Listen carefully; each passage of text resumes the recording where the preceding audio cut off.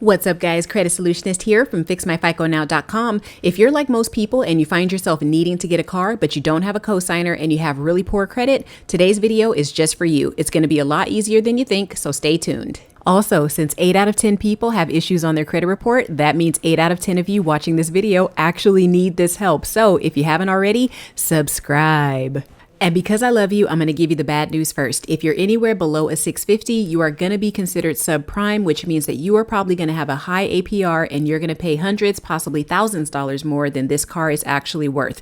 All right, get that out of your system. It is probably going to be the case, okay? The other little sneaky thing that's happening is there is a chip shortage, which means that there is less inventory, which means the competition is going to be a lot higher between those of you that have bad credit and the people that have the cash and the good credit to actually buy these cars. Another little sneaky secret, the chip shortage is causing less manufactured cars, but also because 2020 was so crazy and car sales were down, the manufacturers are now intentionally actually manufacturing less cars, which sucks. So because they are basically narrowing the market, they're making it a lot harder for those of you that have bad credit to actually get a car. But follow some of these steps in this video and you'll be okay. All right, now we're really going to jump in. I feel like I broke your heart enough.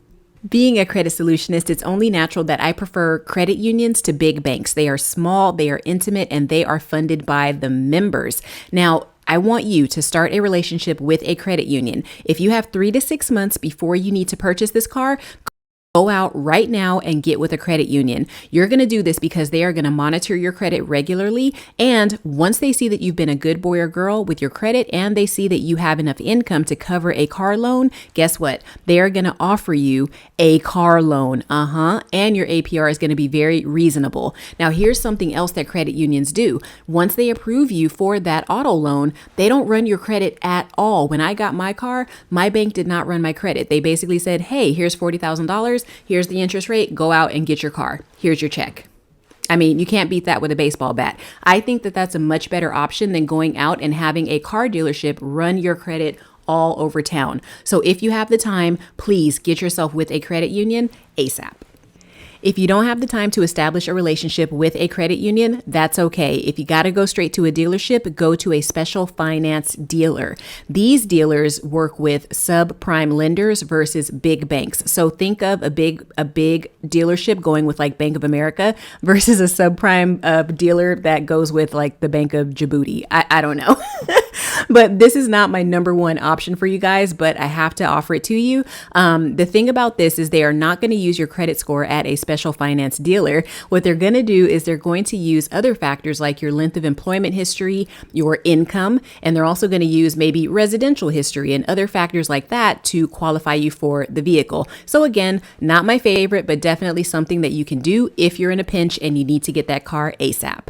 Now, remember how I told you bad credit is expensive? You need to walk into that dealership to get that new car with at least 20% down. That's true. 20% of the final cost. The other thing, if you have a car, do not trade it in. You need to go on the street to a private buyer and sell that car. All right. I only speak from experience. When I had my old car before I got my beautiful red Mustang, I didn't trade it in. However, I knew that it was better to sell it on the street for cash. So here's what I did. I put a sticker in my window. Within a week, my car was sold for $2,300. Do you know how much Kelley Blue Book told me my car was worth? $1,900. I got $2,300. You do the math. All right, 20% down. Do not trade your car in. Sell it on the street. All right, this one might ruffle some feathers, but that's okay. What I need you to do is not stump for the gram. Walk onto that dealership and ignore the Teslas, the Mercedes-Benz, the Jeep Wranglers, and the like. You need to walk onto that dealership looking at Toyota Corollas and Ford Fusions. All right, because right now you're at a space where you need something to get you from point A to point B that is very smart and responsible. So you are going to have to sacrifice style and luxury for affordability and functionality. Okay. Whew. All right. I got that out of the way. Last but not least, the most surefire way to be able to get a car with bad credit is just to wait up to 6 months and fix your credit. That is going to be the best way for you to get the best rate on a vehicle. I know it's boring advice, but it definitely works. I do it for a living, okay? So I wouldn't tell you something that I wouldn't do myself. I do hope that this video was helpful for you. And if you have any topics that you want me to talk about, leave them in the comments below. Otherwise, I will see you guys on the next video. Credit Solutionist out.